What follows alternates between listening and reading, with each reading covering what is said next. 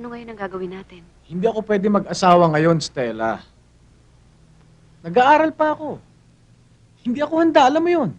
May trabaho naman ako, Rick eh. Makakaraos tayo kahit papano. Hindi yun eh. May usapan kami ng lola. Mag-aasawa lang ako pag nakatapos ako ng law. Mas importante ba ang usapan niyo ng lola mo kaysa sa kalagayan ko?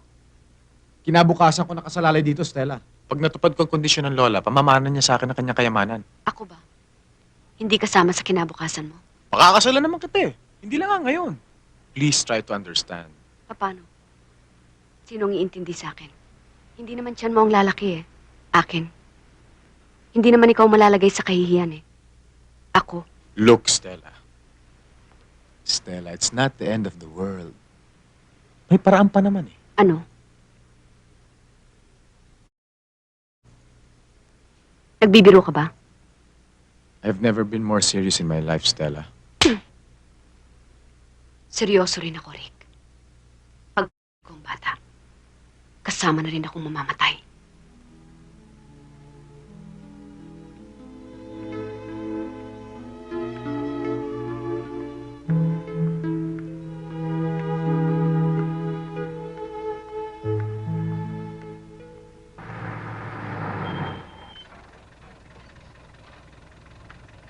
Andiyan ba si Mrs. Diaz? Nasa loob, tuloy po kayo. Thank you.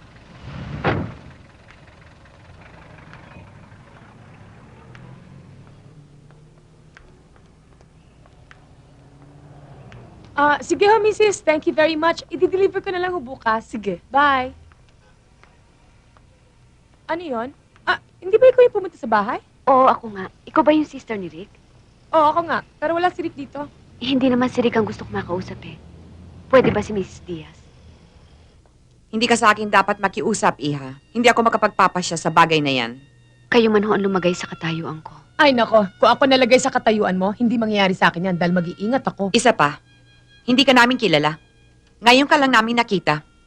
No offense meant, pero anong malay namin kung anak ko nga ang nakabuntis sa'yo? Bakit hindi niyo tanungin si Rick? Paano kung hindi aminin ni Rick? Hindi siya pwedeng magkaila. Pag ginawa niya yon, mapipilitan ako mag-iskandalo. Isusumbong ko siya sa lola niya.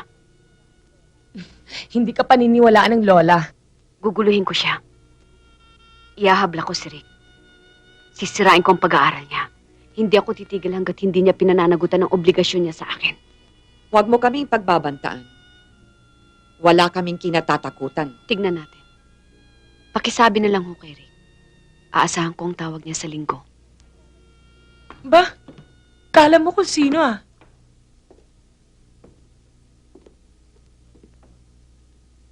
Sorry, ma. Kapag desisyon na ako eh. Hindi maaari. Mahal ko si Stella, mami. Kalokohan! Kailan ka naging seryoso sa isang babae? Pero hindi ko siya pwedeng pabayaan ng ganun-ganun lang. She's right. May responsibilidad ako sa kanya eh. May responsibilidad ka rin sa iyong lola. Baka naman, pwede natin makuha yung babae yan sa amicable settlement. Hoy, hindi mo kang pera si Stella.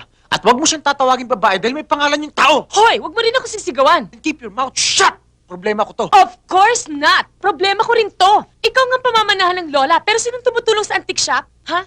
Para ma-finance ang pag-aaral mo. Hindi ba ako? O di may claim na ako sa manang yan? Masyado kang madaldal. Alam mo ba yon? Magsitigil kayo! Problema nating lahat ito. Dahil lahat tayo makikinabang sa mamanahin ni Rip. Kaya nga nandito tayo ngayon para maghanap ng mabuting solusyon sa problemang ito. Well, marrying Stella is definitely out of the question. Pwede ba akong sumabat, ate? Ano yon, Carla? Ang problema ni Stella ay ganito. Kailangan niya ng isang lalaki na sasagip sa kanya sa kahihiyan. Hindi nga pwede si Rick. Hindi ko naman sinasabing si Rick, ate. You mean, marriage of convenience, tita? Oo nga. Madalas gawin yun ng mga Pinoy sa States, mami. Sinong lalaking papayag? Marami. If the price is right. Hindi maaari. Bakit hindi? Ano mangyayari sa lalaki pagkatapos ng kasal? Maglalaho parang bula. Maglalaho lang yon pagkapanganak na ni Stella. It's too risky. Maraming maaaring mangyari sa loob ng 6 na buwan. Paano kung may love yung lalaki kay Stella? Ha? Paano kung ayaw niyo ng panal yung kasal? Gusto kong malaman ninyong lahat na mahal ko si Stella at anak ko ang dinadala niya. Di, maghanap tayo ng harmless na lalaki. Walang harmless na lalaki. Meron. Sino?